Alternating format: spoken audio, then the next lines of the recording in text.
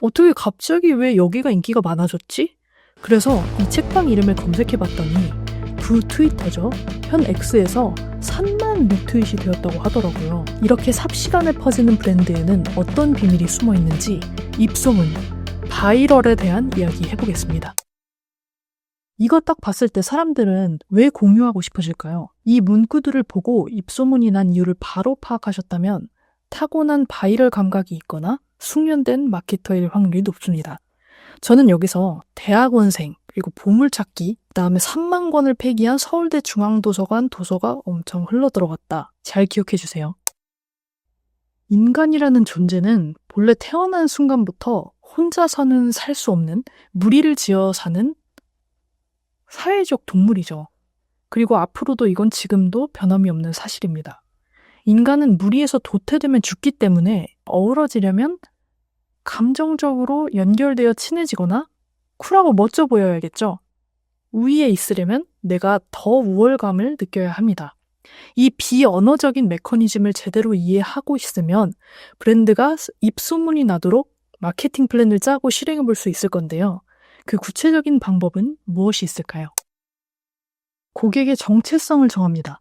한마디로 어떤 것을 고객이 공유함으로써 고객 스스로가 난 이런 사람이야. 다른 사람도 날 이렇게 느끼겠지? 하는 그것을 정해야 되는 거예요. 앞서 나왔던 헌책방에 대한 소문을 다른 사람에게 공유한다면 책방 정보를 공유하는 어떤 지적인 사람이 되겠죠?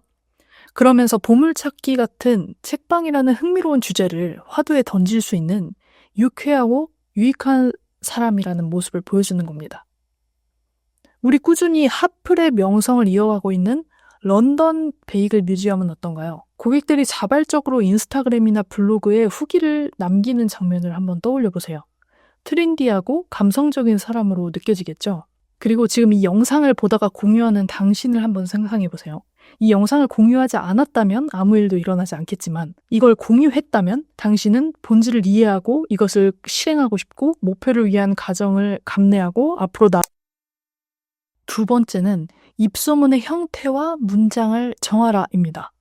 입소문이라는 건 말 그대로 전하는 말이기 때문에 그 형태가 말하는 형태, 즉 구어체여야 합니다. 진짜 고객이 말하는 형태인 거죠. 대부분 제품과 서비스를 구매하는 시점까지만 고려하는 경우가 많은데 실제로 사업은 어떻죠? 제품 서비스를 사용해서 문제를 해결하는 것까지가 완성이죠.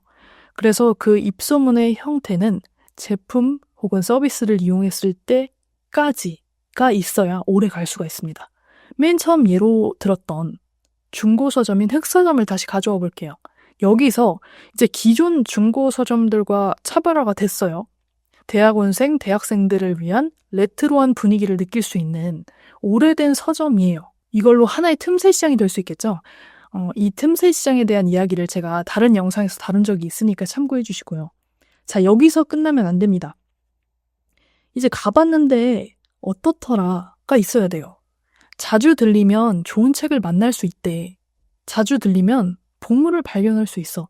혹시 눈치채셨나요? 여기에 자주 들리면 이라는 말은 뭐예요? 자연스럽게 재방문을 일으킬 수 있는 요소가 됩니다. 내가 계속해서 이 제품을 소비할 명분이 만들어졌어요. 그리고 이 문장을 들었을 때 어떤 생각이 드시나요? 포인트는 이 어떻더라에 감정이 느껴져야 한다는 겁니다. 기대감이나 흥분, 즐거움 이런 감정들로 가고 싶어지고 그리고 다른 사람에게 이 정보를 공유해주고 싶은 감정이 들게 만드는 거예요. 여기에서 키맨 하면 인플루언서들 많이 떠올리실 텐데요. 물론 인플루언서도 포함되어 있습니다. 그런데 저는 좀 다른 예시를 들어서 보여드리려고 해요. 만약에 여러분이 레깅스 같은 운동복 브랜드를 운영한다고 한다면 어떤 사람이 키맨이 될 수 있을까요? 실제로 운동을 즐겨 하시는 분이라면 좀 더 빠르게 떠올리실 수 있을 거예요. 운동을 하러 헬스장에 가든 필라테스를 가든 요가를 가든 러닝크루에 가든 항상 볼 수 있는 사람이 있습니다. 바로 나보다 운동을 더 전문적으로 잘하는 사람들이에요. 운동 트레이너나 선생님들이시죠. 운동을 하고 있다면 그분들을 계속 보게 될 거고 자연스럽게 함께하고 있는 동안에는 선생님들을 따르게 되어 있습니다. 그리고 나도 그렇게 되고자 그들이 어떤 식단을 하는지, 어떤 운동복을 입는지, 어떤 신발을 신는지도 궁금해하고 보게 되죠. 그래서 꽤 많은 브랜드들이 운동 선생님들을 위한 특별 할인 혜택을 제공하는 경우가 많습니다. 여러분들의 브랜드에서 키맨은 누구일까요? 실제 고객이라면 어떤 곳에서 우리 브랜드를 인식할 수 있을지 잘 생각해 보시면 좋겠습니다. 바이럴을 일으키면 모든 게 끝날 것 같지만 아시다시피 그렇지가 않죠. 잘 돼도 문제, 안 돼도 문제, 입소문 탔다가 이미지 소비만 한꺼번에 될까봐 걱정될 수 있잖아요. 릴스가 터지거나 해서 빠르게, 그래서 후킹만 갈기는 콘텐츠를 만드는 게 아니라 지속적인 입소문을 타도록 만들어야 하죠. 어쩌면 가장 중요한 부분입니다. 어떤 트리거로 인해서 우리 브랜드가 머릿속으로 떠오르도록 만드는 것이 중요해요. 떠오르려면 주류 문화가 있어야 됩니다. 그러면 우리는 이 주류 문화에 잘 정착할 수 있도록 콘텐츠를 만드는 것이 중요하겠죠. 이 주류 문화와 함께 콘텐츠를 기획하는 내용은 다른 영상에서 한번 다뤄보겠습니다. 반짝하는 바이럴에서 그치지 않고 지속적으로 고객의 머리와 입에서 내 브랜드가 오르내리려면 입소문을 일으키기 전과 후가 정말 중요해요. 이미지만 팍 소비되고 끝날 게 아니라 내 브랜드의 잠재 고객으로 만들어야 하는데 그 과정을 어떻게 갈 수 있을지 고정 댓글 영상을 참고해주세요.